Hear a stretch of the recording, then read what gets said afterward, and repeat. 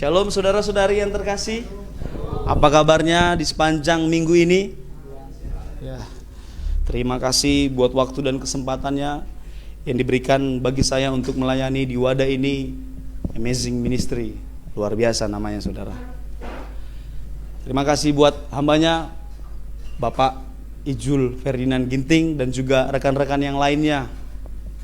Kita bersyukur buat hari ini. Saya juga berdoa buat saudara-saudari kita yang menyaksikan dari rumah. Doa saya kiranya penyertaan Tuhan itu semakin disempurnakan atas hidup kita. Amin. Saya agak grogi saudara karena baru kali ini live streaming gitu saudara. Saudara yang terkasih dalam nama Tuhan Yesus, pada kesempatan kali ini ya saya dapat kepercayaan untuk berbagi di tengah-tengah kita di tempat ini, yaitu berbagi kebenaran firman Tuhan supaya setiap kita semakin hari semakin diperbaharui dan semakin hari kita semakin kuat untuk menjalani hari-hari ini. Amin saudara. Saudaraku yang terkasih dalam nama Tuhan Yesus, puji syukur kita panjatkan kepada Tuhan karena kita masih ada di dunia ini. Artinya kalau kita masih ada, berarti tugas dan tanggung jawab kita itu belum selesai saudara. Tapi kalau kita nggak ada lagi, berarti semuanya sudah selesai dan kita sudah pulang saudara. Nah saudara yang terkasih dalam nama Tuhan Yesus, hari ini tema yang akan saya bawakan pada malam hari ini yaitu fondasi kehidupan. Katakan dengan saya, fondasi kehidupan. Nah saudara yang terkasih dalam nama Tuhan Yesus, saya cari itu fondasi dalam Kamus Besar Bahasa Indonesia. Dan arti daripada fondasi merupakan dasar saudara. Dasar yaitu yang membuat bangunan dapat berdiri dengan kokoh, dapat berdiri dengan kuat. Dan bangunan itu saudara, kalau ada fondasinya maka bangunan itu tahan terhadap goncangan. Ya, kalau fondasi itu biasanya itu di bawah saudara. Dia terdiri dari besi, batu, semen dan lain sebagainya. Nah saudara yang terkasih dalam nama Tuhan Yesus, kalau kita lihat bangunan ya, biasanya bangunan-bangunan satu lantai itu saudara, pondasinya saya lihat itu sekitar 45 cm ya. Kalau dua lantai bisa lebih daripada 60 cm. Artinya saudaraku yang terkasih dalam nama Tuhan Yesus, fondasi merupakan bagian yang terpenting dari sebuah bangunan. Amin saudara. Fondasi merupakan bagian yang terpenting dari sebuah bangunan. Saudara yang terkasih dalam nama Tuhan Yesus, fondasi itu sangat luar biasa. Dia merupakan yang menahan beban yang ada di atasnya saudara. Pengertiannya saudaraku yang terkasih dalam nama Tuhan Yesus, semakin dalam fondasi maka semakin besar ya, dia semakin memiliki beban yang luar biasa, semakin kuat untuk menahan beban yang berada di atasnya. Kalau kita lihat bangunan pencakar langit di kota Medan itu saudara, itu pondasinya luar biasa dalam saudara. Maka diperlukan itu kedalaman yang luar biasa. Kita kenal dengan istilah paku bumi ya, atau tiang pancang saudara. Nah, pondasi merupakan hal yang sangat serius dalam bangunan. Sama dengan hidup kita saudara yang terkasih dalam nama Tuhan Yesus. Ya, sama dengan hidup kita. Kalau kita ingin membangun hidup kita, ya kita harus memiliki pondasi kehidupan yang kokoh. Katakan dengan saya, pondasi kehidupan yang kokoh. Ya, menjadi pertanyaannya, fondasi seperti apa yang harus kita miliki dalam menjalani kehidupan ini, saudara? Coba kita pikir-pikir dulu, fondasi yang seperti apa yang harus kita miliki untuk kita kuat dalam menjalani kehidupan ini. Saudara, fondasi yang kita miliki itu haruslah fondasi yang dibangun di atas dasar ketaatan, saudara. Ya, fondasi yang kita miliki untuk dapat menjalani hidup ini yaitu fondasi yang kita bangun di atas dasar ketaatan. Taat itu berbicara tentang setia, saudara. Taat itu berbicara tentang tidak berlaku curang, ya. Taat itu senantiasa tunduk. Kalau konteks beragama dikatakan kalau orang-orang yang taat itu kita sebut dengan orang yang soleh, saudara. Orang yang menjalankan ibadahnya dengan sungguh-sungguh. Nah, saudara yang terkasih dalam nama Tuhan Yesus, Kalau fondasi hidup kita masih goyang, itu membuktikan berarti masih ada yang salah, saudara. Masih ada yang salah dalam fondasi hidup kita. Saudara yang terkasih dalam nama Tuhan Yesus, kalau kita masih memiliki goyang fondasinya, saudara, mari kita cek kembali ya hidup kita. Kita bangun kembali fondasi hidup kita dengan serius, saudara. Kalau bicara tentang ketaatan itu, saya pernah mau bangun hidup saya itu untuk rajin berdoa, baca Alkitab gitu ya. Dan Roh Kudus ingatkan selalu untuk saya bangun jam 4 pagi, saudara. Jam 4 pagi itu luar biasa, saudara. Bangun jam 4, hari pertama berhasil, saudara. Ya kurang lebih 1 jam praise and worship ya. Hari kedua gitu juga. Hari ketiga, saudara, bangun jam 4. Aduh, tidurlah sebentar kan gitu. Tidurnya sebentar kita itu beda kalau udah bangun, saudara. Ya kalau namanya di tempat tidur itu gaya gravitasinya luar biasa. Sekali tidur pastikan kita sudah bangun jam 9, saudara. Karena gak ada tidur yang lebih enak setelah kita bangun. Coba saudara nanti udah tidur, bangun lagi, tidur lagi, pasti tidurnya enak, saudara. Akhirnya saudara yang terkasih, semuanya terbengkalai, saudara. Tempat kerja saya jauh, di Seirampah, bayangin. Kalau kita santai-santai naik sepeda motor 2 jam, tapi karena kacaunya saya harus kejar 1 jam lebih, saudara. Wah. Jadi artinya membangun ketaatan itu tuh gak gampang, saudara. Amin. Diperlukan keseriusan, saudara. Orang yang memiliki fondasi yang tidak kuat itu biasanya, saudaraku yang terkasih, itu biasanya cepat frustasi, saudara. Kalau fondasi hidupnya itu gak kuat, dia cepat kali frustasi. Contoh sederhananya, ketika seseorang itu diputuskan oleh kekasihnya, saudara. Biasanya kalau pasangan muda-mudi ini, saudara, aduh, diputuskan pacar, saya ingin bunuh diri katanya. Wah, lebay, saudara. Gak kuat dia, saudara. Tapi itu benar terjadi, dan saya punya teman yang seperti itu. Karena dia tidak diizinkan, maka dia ya fondasinya gak kuat. Jadi dia gak segan-segan untuk mengakhiri hidupnya, saudara. Gak perlu saya cerita siapa namanya. Ya, untuk kita bisa survive ataupun bertahan, itu dibangun lewat ketaatan. Mari sama-sama kita buka Alkitab kita dalam Lukas 5 ayat 5.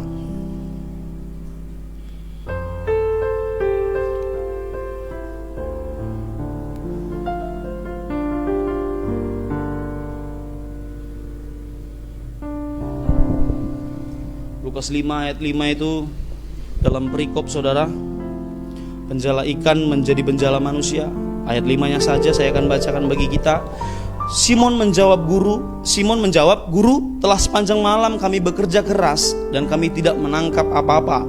Tetapi karena Engkau menyuruhnya, aku akan menebar jala juga." Saudaraku yang terkasih dalam nama Tuhan Yesus, ini adalah peristiwa di mana Simon di Danau Genesaret bersama dengan Tuhan Yesus, saudara.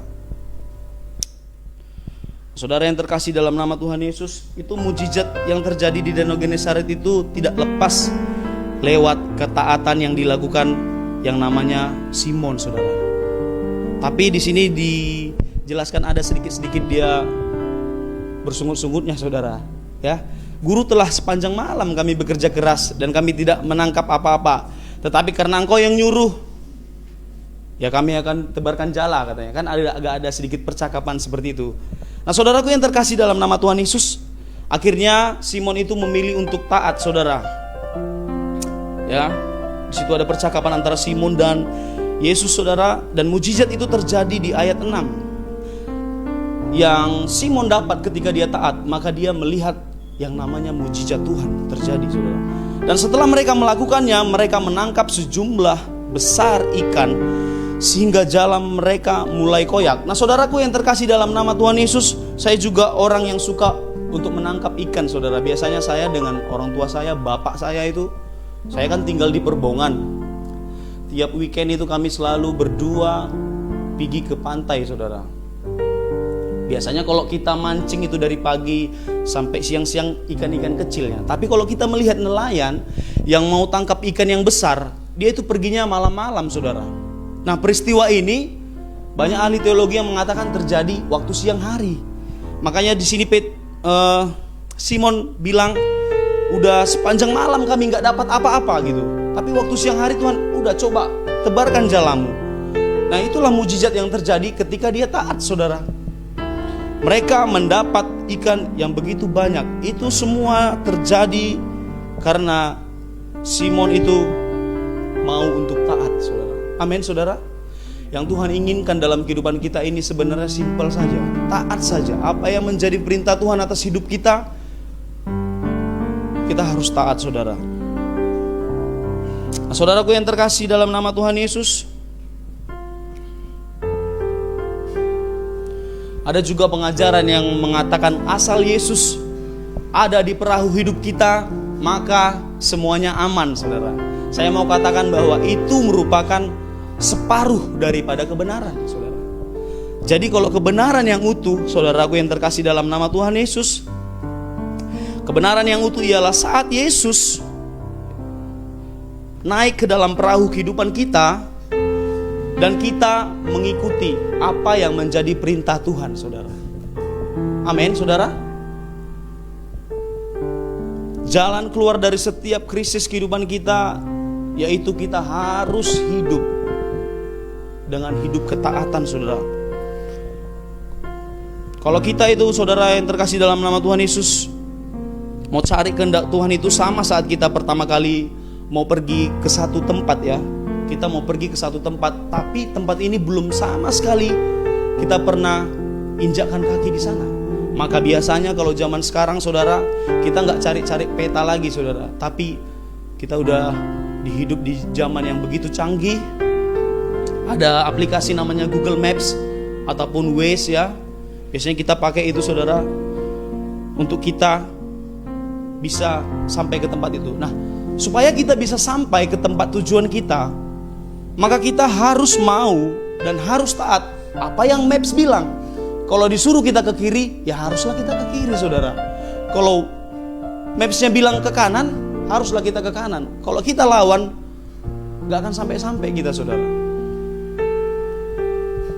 Jadi untuk mencapai tujuan hidup ataupun destinasi hidup, maka hiduplah dalam ketaatan.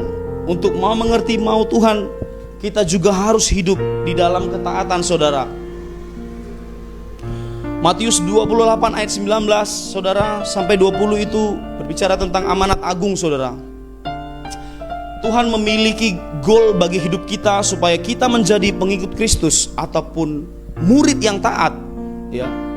Dalam NIV itu, New International Version, ya, ayat 19 sampai 20, di sana terdapat kata obey. Saya cari-cari tadi, kata obey itu merupakan kata patuh, ya, taat, menurut, dan tunduk. Artinya Tuhan ingin supaya kita menjadi orang yang mau taat, patuh, dan tunduk terhadap perintahnya, saudara. Dan Matius 7 ayat 21, orang yang masuk dalam kerajaan sorga adalah mereka yang taat, yaitu mereka yang melakukan kehendak Bapa, saudara. Mari kita lihat kembali dalam diri kita, kenapanya kita masih belum bisa taat, kan gitu, saudara. Banyak orang berkata bahwa perintah Tuhan itu sulit, saudara. Ya, banyak orang yang berkata untuk mengikut Tuhan itu sulit. Memang sulit, saudara. Tetapi sebenarnya nggak sulit-sulit amat. Mari sama-sama kita buka Ulangan 30 ayat 11, saudara.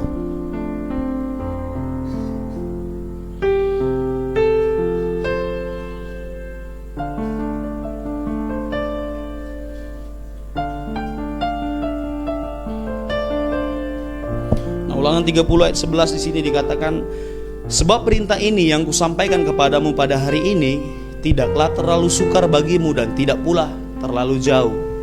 Artinya setiap perintah yang Tuhan sampaikan bagi kita itu pada hakikatnya bisanya kita jalani, saudara. Intinya Tuhan itu kasih sesuatu itu enggak lebih daripada kekuatan kita yang biasanya Mengasihi yang lebih daripada kekuatan kita itu guru dan dosen, saudara. Itu saya bercanda, saudara, karena ada mahasiswa di tempat ini, saudara. Kalau dikasih tugas gitu ya, waduh, masuk. Semua dosen kasih tugas. Makanya ada pepatah yang mengatakan seperti itu, saudara. Saya pun bingung itu dari mana berasal.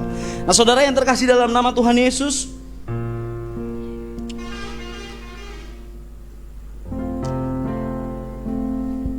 zaman sekarang kita bisa jadi orang yang banyak tahu semua info, saudara, karena semuanya bisa kita dapat dari genggaman kita. Nah, tetapi banyak tahu tidak menjamin kita untuk mau melakukannya, saudara. Kita tahu penting berdoa, tetapi kita masih sulit mengerjakannya, saudara. Kita tahu penting memberi, tapi sulit. Bahkan banyak orang yang pelitnya minta ampun, saudara yang terkasih dalam nama Tuhan. Ya, udah tahu itu perintah Tuhan, tapi sulit. Saya bisa mengampuni, tapi nggak bisa untuk melupakan, katanya, saudara. Gimana lagi tuh, saudara? Nah, saudara yang terkasih dalam nama Tuhan Yesus, dan sama juga, saudara, ya, contoh orang Israel itu, karena ketaatannya mereka itu bisa meruntuhkan yang namanya tembok Yeriko, saudara. Ya, saya cari tadi, rupanya Yeriko itu tembok yang begitu besar, saudara. Dikatakan di sana kurang lebih itu seluas 2 hektar dan tebalnya itu dikatakan 2 lapis, saudara. Jadi cukup tebal, saudara.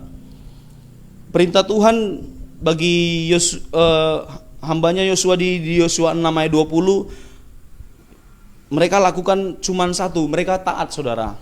Ya, lalu bersoraklah bangsa itu, sedang sangkakala ditiup, segera sesudah bangsa itu mendengar bunyi sangkakala, bersoraklah mereka dengan sorak yang nyaring, maka runtuhlah tembok itu, lalu mereka memanjat masuk ke dalam kota masing-masing, lalu ke depan dan merebut kota itu. Artinya, saudara yang terkasih dalam nama Tuhan Yesus, di sini orang Israel itu nggak perlu bawa alat berat, saudara, nggak perlu sewa eskavator untuk merubuhkan daripada tembok Yeriko, nggak perlu bawa rudal untuk menghancurkannya, saudara.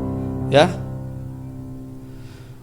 seandainya pun mereka harus bawa alat-alat berat itu, maka diperlukan waktu yang begitu lama, diperlukan tenaga yang ekstra, saudara. Jadi mereka cuma taat, ya, dikatakan kelilingi aja temboknya, bunyikan sangkakala, maka runtuhlah, saudara. Jadi saya mau tanya bagi kita semuanya, masihkah kita berkata bahwa perintah Tuhan itu sulit, saudara? Ya, kalau kita lihatlah dulu orang yang mengelilingi tembok Yeriko ini, saudara, cuman disuruh keliling-keliling aja orang itu. Kan simple aja sebenarnya, Tuhan bilang cuman keliling, nyanyi, tiupkan sangkakala. Nah, saudara yang terkasih dalam nama Tuhan Yesus, di dalam Filipi 2 ayat 12 dikatakan, hai saudara-saudaraku yang kekasih, kamu senantiasa taat, karena itu tetaplah kerjakan keselamatanmu dengan takut dan gentar, bukan saja seperti waktu aku masih hadir, tetapi terlebih pula sekarang waktu aku tidak hadir. Nah, kalau bicara tentang keselamatan pun, kita diperlukan untuk menjadi pribadi yang taat untuk mengerjakan keselamatan kita. Ada pandangan yang berkata, sekali selamat tetap selamat. Sesungguhnya itu masih koma, saudara. Kalau kita mau selamat, artinya keselamatan itu harus dikerjakan, saudara. Amin, saudara. Banyak orang di luar sana ketaatannya itu nggak konsisten. Jadi saya mau katakan, apa yang menjadi perintah Tuhan, teruslah kita taati. Semakin kita melatih diri untuk taat, maka jiwa kita pun semakin hari semakin diperbarui Tuhan, saudara. Ya, ini 11-12 dengan kisah hidup saya lah. Ada pengertian yang saya dapat dari sini. Dulu, saudaraku yang terkasih dalam nama Tuhan Yesus, saya itu selama 26 tahun, gak pernah yang namanya makan anjing, saudara. Jadi waktu saya masuk sekolah STT, di STT kita yang tercinta, saudara, STT Pelita Kebenaran, luar biasa, saudara. Nah, di situ dosennya ngajar. Waktu mereka pergi ke Papua, disediakan makanan yang gak pernah sama sekali mereka makan, saudara. Jadi yang disampaikan sama bapak dosen kita itu, jadi kalau kalian pun mau jadi hamba Tuhan, kalau diutus ke satu tempat, disiapkan makanan, makan itu makanan. Jangan sampai nggak dimakan. Nanti orang itu sakit hatinya. Jadi waktu pulang, jadilah pencobaan itu saudara. Waktu saya pulang ke tebing, maka mama saya sedang masak yang namanya daging anjing saudara. Teringat pula dengan perkataan dosen tadi ya kan. Waduh, mau jadi pendeta ini bentar lagi. Langsung datang cobaannya saudara. Pertama saya coba saudaraku yang terkasih dalam nama Tuhan Yesus. Saya itu langsung muntah-muntah saudara. Karena 26 tahun gak pernah makan daging anjing. Apalagi makan daging anjing dengan sayur kol saudara. Waduh, gak pernah. Sekalipun gak pernah saya langsung muntah. Aduh, perutnya sakit, mualnya luar biasa saudara. Saya coba lagi, muntah lagi. Aduh, kayak mana ini, mau jadi pendeta pun gak bisa makan anjing kan gitu. Aduh, kecil kali kan gitu kan. Nanti kalau kau melayani di Kalimantan sana disediakan buaya, harus kau makan. Itu pula kata pendeta dosen kita tadi kan gitu. Jadi saya berusaha untuk mencobanya. Saya makan lagi, mau muntah tapi nggak jadi muntah. Makan lagi. Jadi saudaraku yang terkasih dalam nama Tuhan Yesus, lama kelamaan saya merasa daging anjing itu menjadi daging yang paling enak saudara.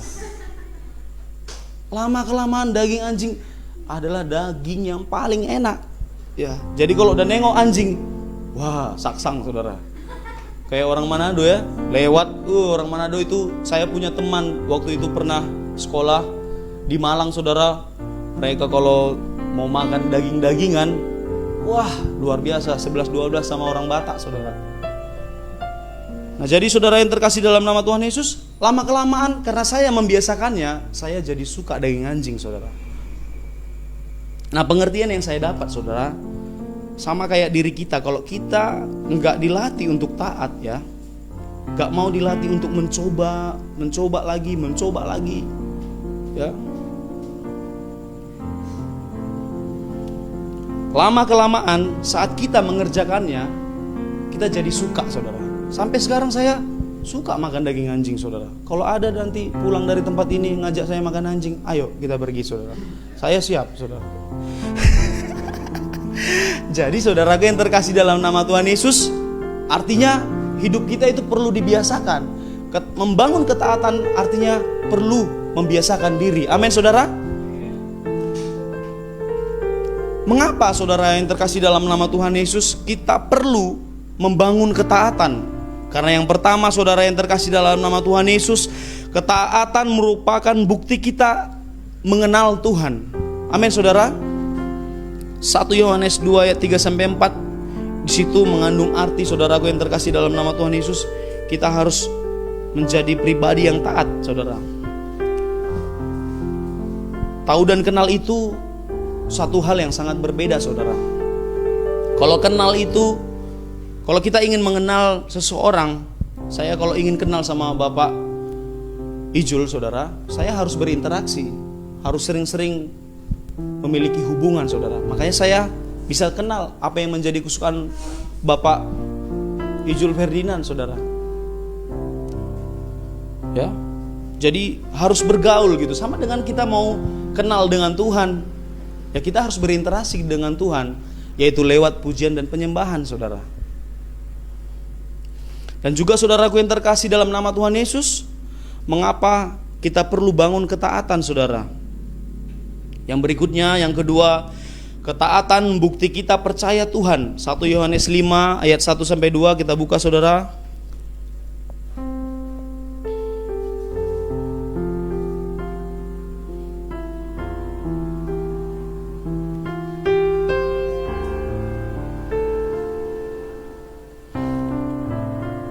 Setiap orang yang percaya bahwa Yesus adalah Kristus lahir dari Allah.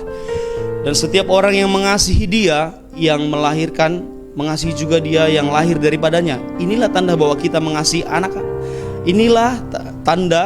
mengasihi anak-anak Allah, yaitu apabila kita mengasihi Allah serta melakukan perintah-perintahnya. Melakukan perintahnya itu mengandung arti kita mau taat untuk mengerjakan apa yang menjadi perintah Tuhan saudaraku yang terkasih dalam nama Tuhan Yesus. Kalau perintah Tuhan bagi kita hari ini untuk mengampuni orang yang bersalah kepada kita, saya mau katakan ampuni saudara. Ya.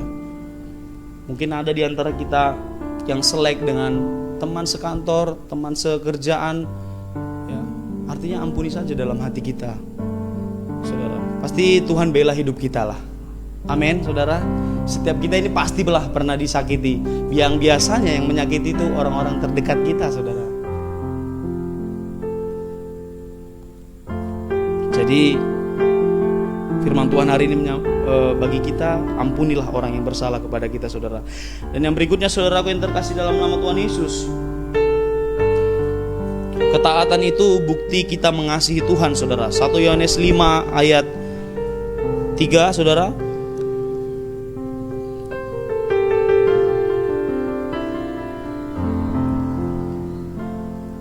Nah, pengertiannya, saudaraku yang terkasih dalam nama Tuhan Yesus, parameter mengasihi Tuhan yaitu dengan ketaatan, saudara. Jadi marilah kita membangun hidup kita, hidup yang kita bangun di atas dasar ketaatan. Karena saya yakin dan percaya orang-orang yang taat pasti orang-orang yang diberkati Tuhan. Amin, saudara. Nah, mari kita sama-sama bangkit berdiri, saudara. Mari kita bangun hidup kita di atas dasar ketaatan, saudara. Terima kasih Tuhan. Kami mau nyatakan dengan iman bahwa kami mengasihi-Mu, Tuhan. Kami mau taat, kami mau dengar-dengaran akan firman-Mu, ya Tuhan. Terima kasih Yesus. Aku mengasihi Engkau Yesus dengan segenap hatiku. Aku mengasihi Engkau Yesus dengan segenap jiwa. Katakan, ku renungkan firman-Mu, ku renungkan